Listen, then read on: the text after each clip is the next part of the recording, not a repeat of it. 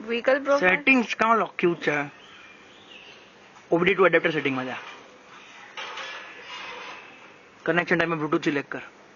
આ ને આ ચેન્જ કર ને બ્લૂટૂથ. હા પછી ચૂઝ બ્લૂટૂથ ડિવાઇસમાં જા. OBD2 ઓકે કર. નીચે જા.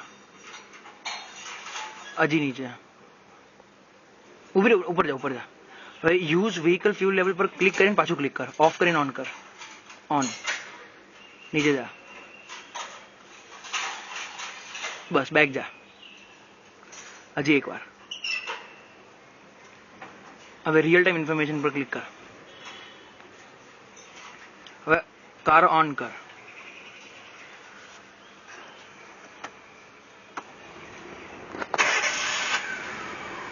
બરાબર. હવે એક્સિલેટર માર.